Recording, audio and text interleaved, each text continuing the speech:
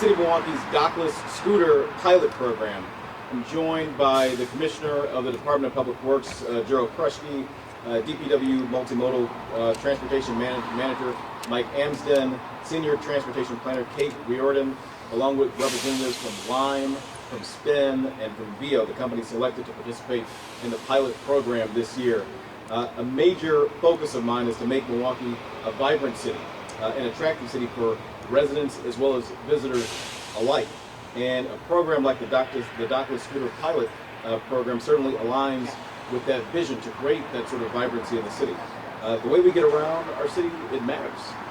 And experiencing the city on human scale transportation like scooters can make you feel more connected to the people and the places that are around you when you're traveling on the ground like that. We're committed to creating safe and an enjoyable transportation system all throughout Milwaukee for all users. That's why I recently signed the Vision Zero law in Milwaukee. It's a multidisciplinary approach to creating safer streets for all to enjoy here in the city of Milwaukee.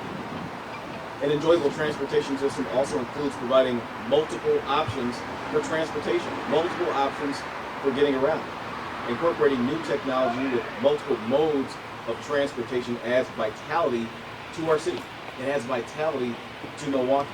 Increasing public activity, it connects people and the neighborhoods and the businesses. And that's exactly what I want to see as mayor of the city of Milwaukee. We've seen it with the HOP. We've seen it with the Butler Bike Share program. We've seen it in the past as well in Milwaukee with dockless scooters.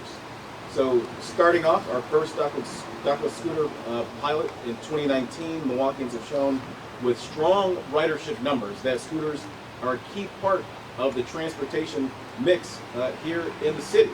And today we launched the city's third dockless scooter pilot study as we work behind the scenes to establish more permanent regulations for scooters operating in the city of Milwaukee.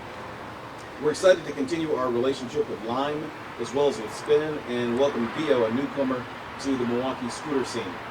Through their proposals, these companies have not only shown that they have the capacity to meet the needs of the Milwaukee market, but also their dedication to partner with us at the City of Milwaukee, with the Department of Public Works, community organizations, elected officials, as well as others to bring a responsible and efficient scooter program back to the City of Milwaukee. So I want to thank the Common Council for their unanimous support of the scooter pilot study. And I thank the Department of Public Works for overseeing the pilot as well. With that, I'll turn it over to Commissioner Krushke, who can provide more details on the program. So, Commissioner, I have you come up to the podium. Thank you, Mayor. The 2022-2023 program allows for operators a maximum of 600 scooters each that will be deployed around the city. With the requirement of an adaptive scooter, you can see one sitting to my left right now. It will be available for people of all abilities to utilize every scooter that exists in the city. Last year we designated zones around the city where a minimum number of scooters are needed to be deployed. In doing this, we increased ridership outside of the downtown area. We're keeping this requirement this year. And paired with the equity pricing programs, we look to make scooters a convenient, affordable mobility option for all Milwaukeeans. While many of the details remain unchanged from the pilot, we're excited to see some new technology and infrastructure this year. Each operator has the ability to detect and deter sidewalk riding, which has remained a top concern for citizens across the city. We're also using funds from the last pilot to install parking corrals throughout the city, including the ones you can see behind you in the corner of Ward and KK. Every scooter trip that someone uses brings 25 cents to the city. And we look forward to utilizing this funding to continue creating safe places for people to ride. I'd be remiss not to mention the fine work of Mike and Kate, part of my multimodal team, who administer the city's scooter program. And I'm fortunate to lead the department with so many dedicated employees, in addition to the core public services that we do every day. DPW staffs and oversees many programs to enhance connection within the community and contribute to the greater quality of life for residents. This includes participating in the Mayor's Johnson's Gathering Spaces initiative, permitting special events, and facilitating active streets for physical activity and outdoor dining. And this very green space that we're sitting in right now, Zillman Park, is one of the dozens throughout the city under DPW's MKU Parks program. So I want to thank all of you for being here. I want to wish success to a new scooter pilot program. And now a few of us are going to take a ride around the block here. I'll have Kate Reardon from our multimodal team give you the details and answer a few questions that you have on the scooter program itself. Thank you.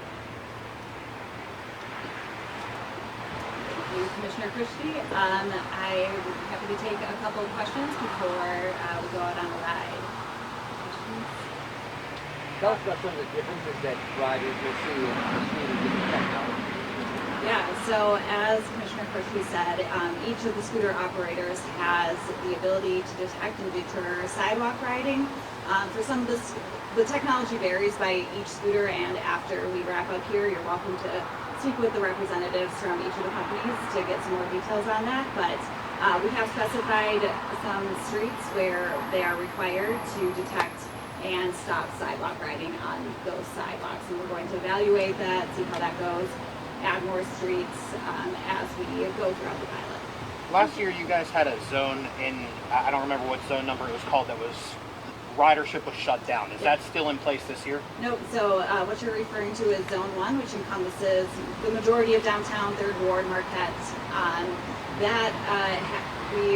In last year's pilot study, there was a clause that if there was too much sidewalk riding in that zone, then all operations would be stopped in that zone. That is not a part of this pilot study. It really impacted ridership, not only in that zone, but also throughout the city. So we want to make sure we've got a successful scooter program that allows everybody to be able to use it. So that is not a part of this program. How many more pilot studies until it becomes permanent? Because it seems like it's continuing, but there's no permanentness. Yes, so we've been working to establish a permanent regulations. This is a totally new thing for the city. We don't have any comparable licenses or other things that are similar. So it's taking some time for us to figure out how exactly that works out. That is one of the reasons why we made this a longer pilot study rather than the other ones that were a matter of months. This one goes through the end of next year, and if we establish a permanent program in the meantime, then the pilot will end and we will go forward with the permanent program. One more question. So people can use these throughout the winter. There's only 20 days left of summer. Do you think that will deter riders? And how long do you expect the scooters to stay on the streets?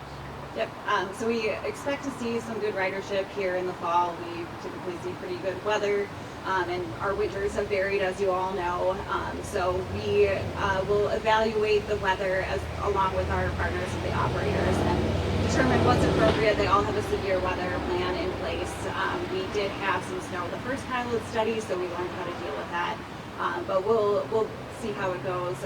Again, this is why we have the pilot study lasting until the end of next year, so that we'll have a whole year's operations next year. Okay, one more. Can I just ask really quick? It's more like a plea, but I talked to a business owner who's like, I'm not against the scooters, but it's really about personal responsibility on where you put them, how you use them. Can you just reinforce that? Like, whoever's using these, if you want them to stay, be responsible. Yep, so each of the scooters has instructions on them. We require the operators to have distancing, park responsibly, don't ride on the sidewalks, etc.